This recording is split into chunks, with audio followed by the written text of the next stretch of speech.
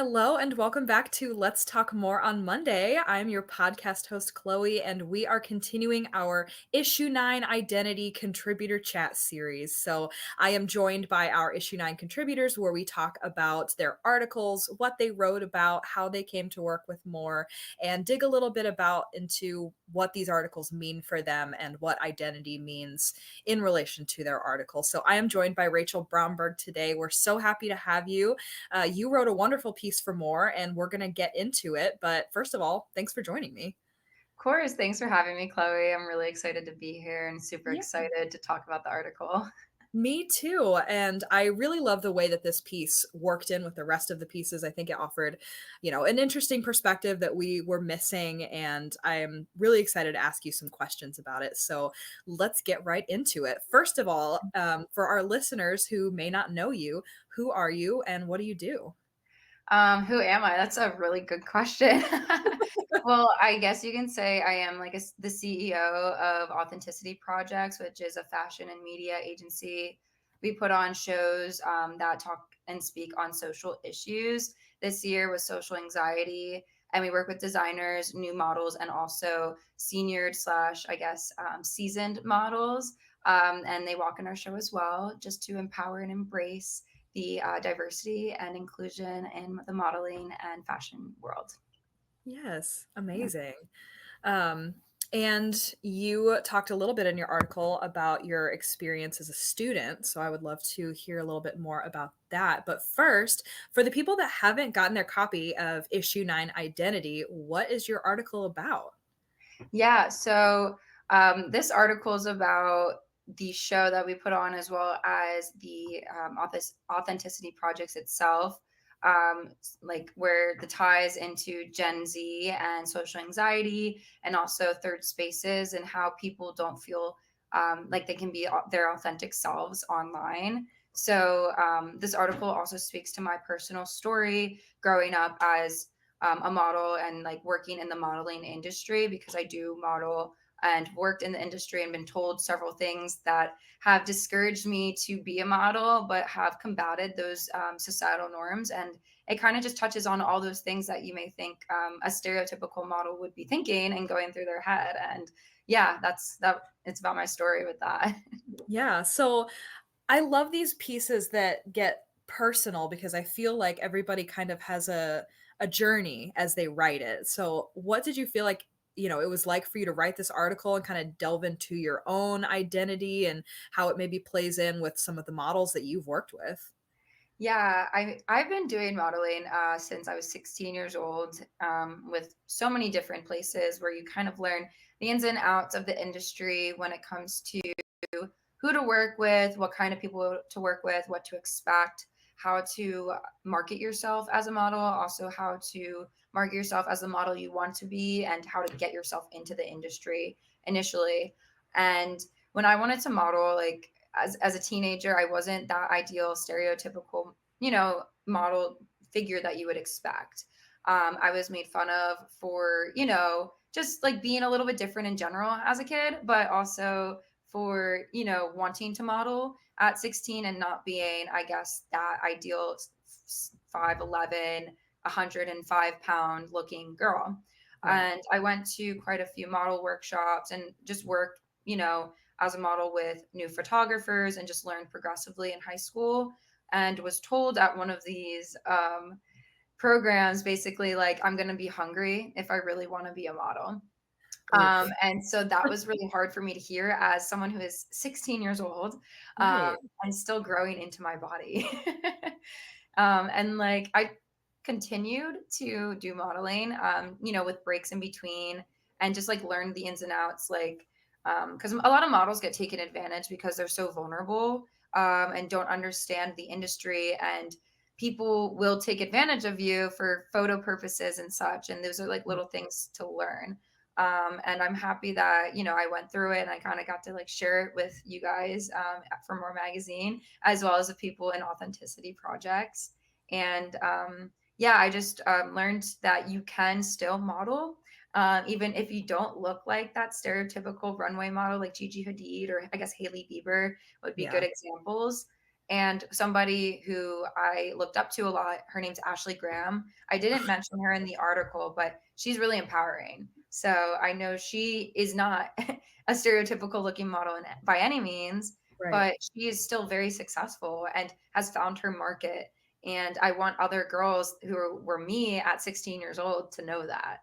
Yeah, I love her too. I saw her recently walk in the Victoria's Secret fashion show, and I Yep. just think it's so important because the models that stand out in my mind are the ones that are unique and that do look different than that, archetype that we think of. Like, I love that there are mid-size and plus-size women. I love when there's somebody with like really unique features. Like, gosh, I can't think of her name off the top of my head, but the model that has vitiligo, like she's so beautiful and that's such a unique characteristic. Like those are Mhm. the ones that stick in my mind, not the ones that are, Exactly. the perfect image, right? Mhm. Yeah. So Exactly. I loved this piece. I feel like it touches on a lot of really important things, but they all, play into each other. But I'd love to pick your brain a little bit about, how do you feel like being Gen Z, like being a part of that um, demographic, I guess, influences the way that you communicate with your peers or with, other people from different generations? Yeah, I guess.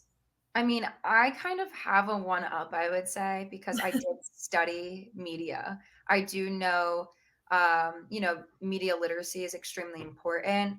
Yeah. I have a little sister though. And like I want to like what I said, I want to speak to those 16-year-old girls who, feel like that they don't have the confidence or feel like their voice doesn't matter almost when it does.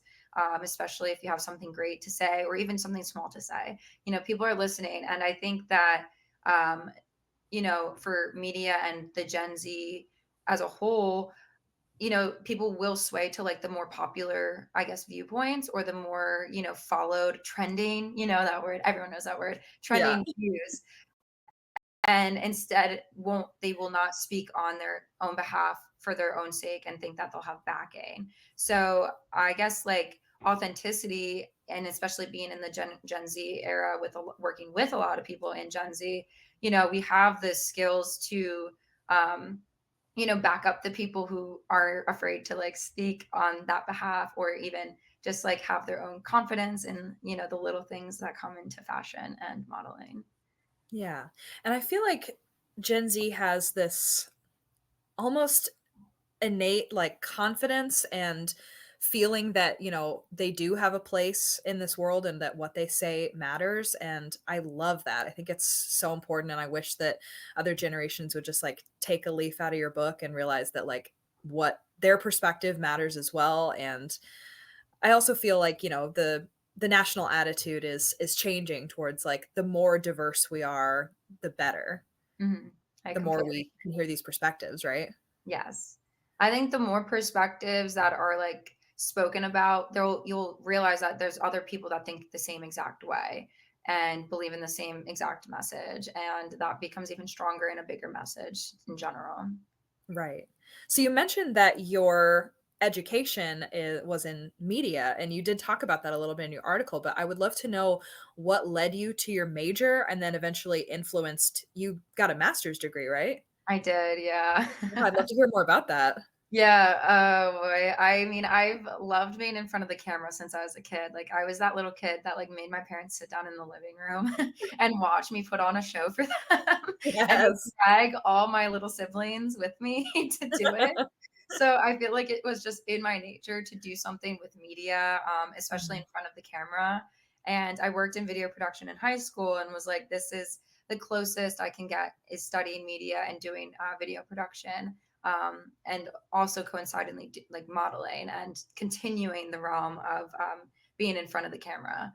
So I'm really happy I did this major because I have perspective on media and like even like little things when it comes to advertisements, like I see the reasoning behind it and who their audience and who they're trying to target. So it comes Right. from like the little things to like the more monumental things like creating art through paper and actually studying theories behind media and then putting a creative show on for it, like hence the fashion show.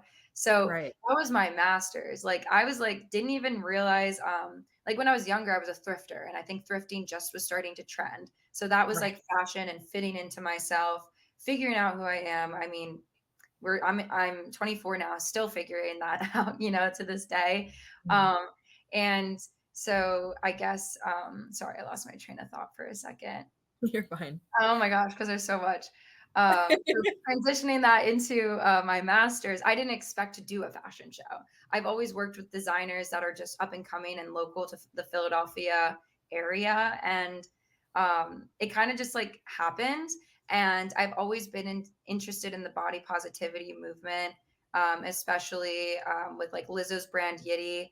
And Yeah. so a lot of my research came from the physical oppression of women from the corset from like very long time ago to Victoria's Secret's Lex Wexner's ideal image of what a beautiful woman should look like in the lingerie um, undergarment era. And as you mentioned earlier, the Victoria's Secret fashion show happened, what was it, like last week sometime, last Friday I think.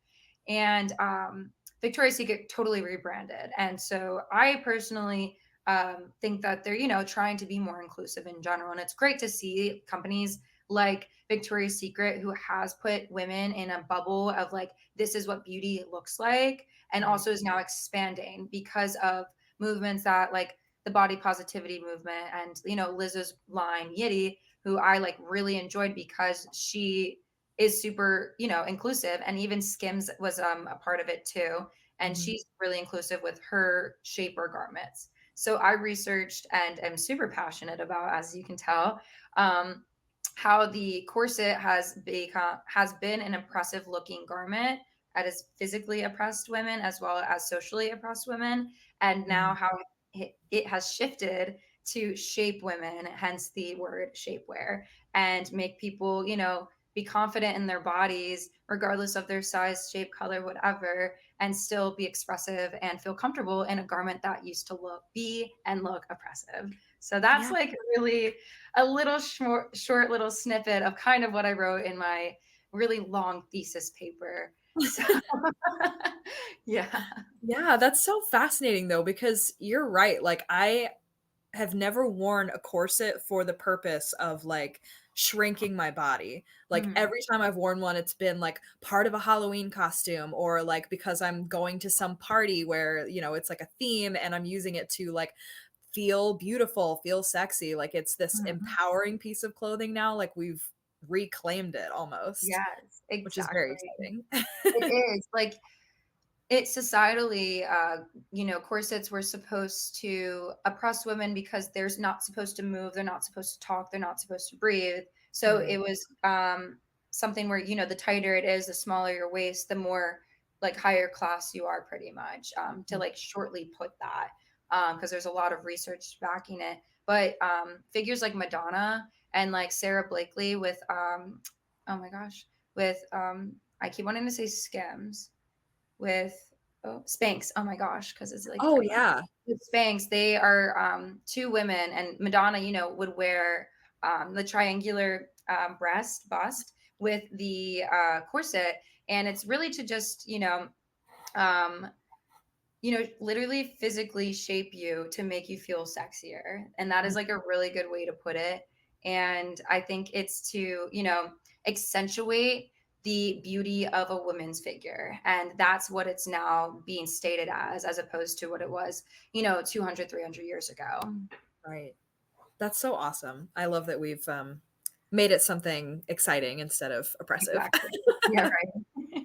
So before we wrap up this episode, I would love for you to just tell us like the elevator pitch, I guess, for your fashion show. Yeah. Well, this year's fashion show was based on a Billie Eilish song called Not My Responsibility. That was where the inspiration came, at least. And basically, it is about how your opinion of me is not my responsibility. I will still be my authentic self. That is the Yes. shortened version. So, like, it's really just to be yourself and be willing to be authentic and to, be excited to be your authentic self online or in third spaces. So that's my little elevator pitch of this year's show. Yes, incredible. Well, we are going to get more into that in our Patreon episode. So make sure to head over there and listen to that episode if you enjoyed this one. But before we go, how can our listeners find you online in those spaces? Sure. Yeah, in the online space, you can find me at Rachel Bromberg underscore on Instagram. You can find my uh, brand authenticity projects on Instagram. Same thing, very easy. Same thing for YouTube and TikTok. Same handles, very easy. Rachel Bromberg or authenticity projects with an S at the end. So Awesome. Well, yeah. thank you so much for joining us on this episode of Let's Talk More. On Monday, we're going to get into the nitty gritty over on our Patreon. But thank you guys so much for listening. We super appreciate you guys. Let us know if you liked this episode by sending us a message on socials or shooting us an email. And make sure to get your copy of Issue 9 Identity, which just launched this past Friday as of this recording. Obviously, it'll be different when it airs, but thanks so much for joining us, and we will see you next week when we talk more on Monday. Bye.